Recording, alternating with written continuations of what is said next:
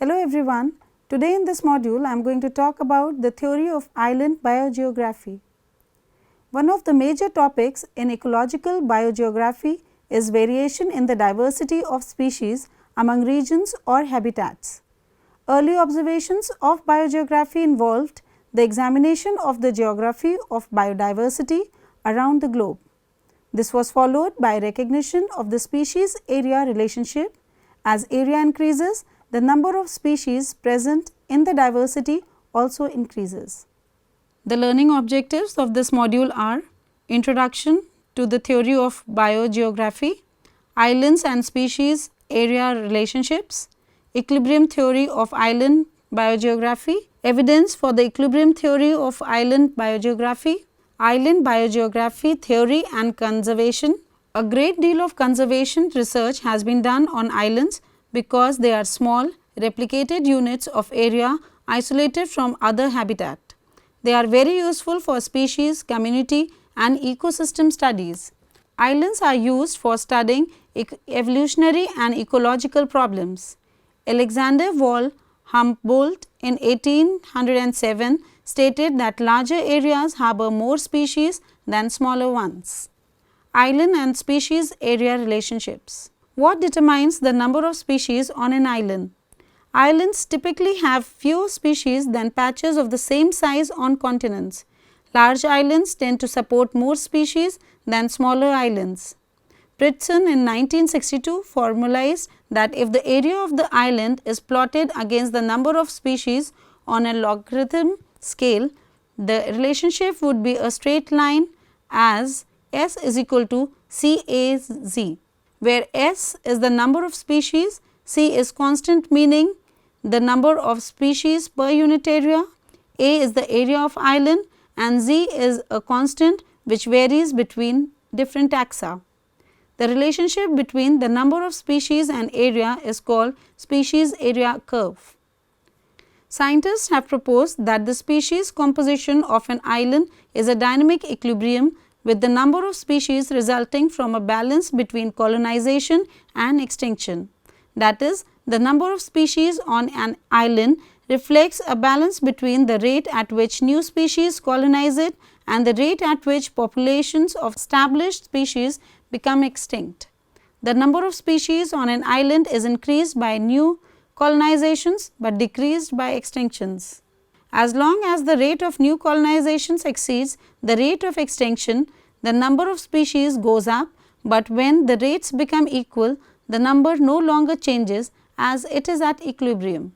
When an island is nearly empty, the rate at which new species will establish populations will be high and the extinction rates will be low because few species are available to become extinct. As the resources are limited, the rate at which the resident populations go extinct will be high when the island is relatively full. Thus, there must be a point where two rates are equal, where input from immigration balances output from extinction.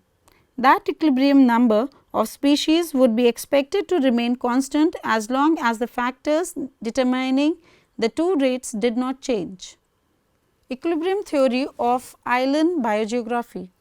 The equilibrium theory of island biogeography describes the theoretical relationship between immigration and extinction of species to islands, depending on their size and distance from the mainland.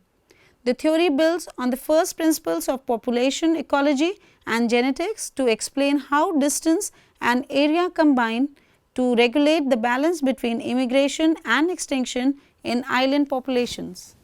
Two major variables thought to affect extinction rate and immigration rate are: the first is size of the island and second is the distance from the mainland. Island size. As the size of the island increases, immigration rates decreases slightly because the island is a bigger target for dispersing individuals.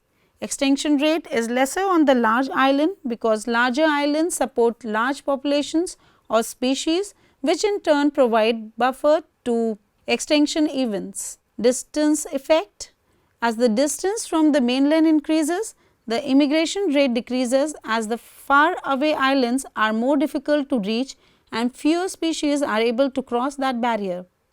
Immigration is higher on the near islands than on distant islands. Hence, the equilibrium number of species present will be greater on near islands. Therefore, the number of species on near large island is higher than the number of species on distant small islands. The theory predicts everything else being equal, distant islands will have lower immigration rates than those close to a main island, and equilibrium will occur with fewer species on distant islands.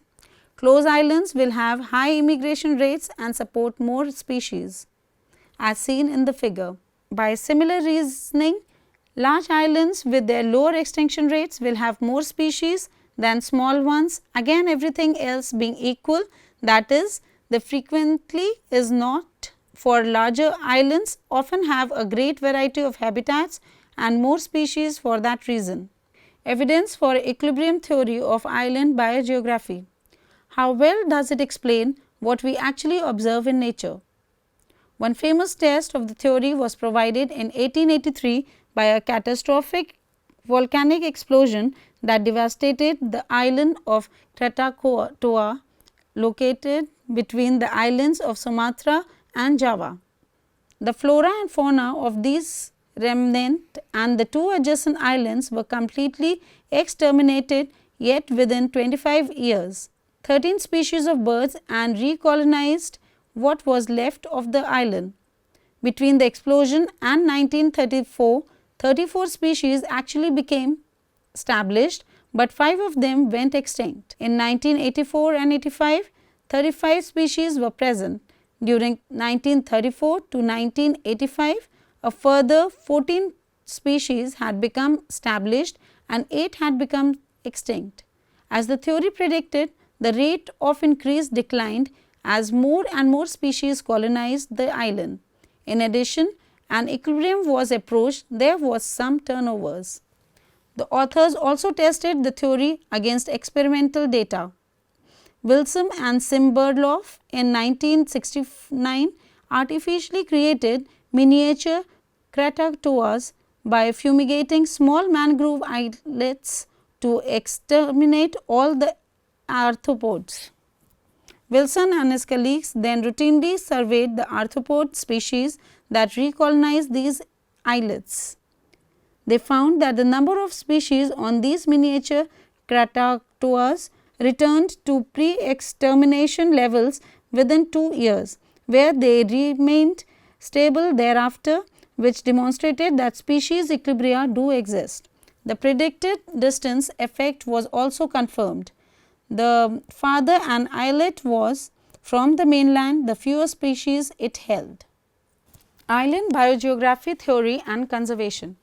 Island biogeographic theory has been applied to many kinds of problems, including forecasting fauna changes caused by fragmenting previously continuous habitat. Island biogeographic theory can be a great help in understanding the effects of habitat fragmentation. It has become an essential component of conservation biology, particularly in the analysis of preserve designs.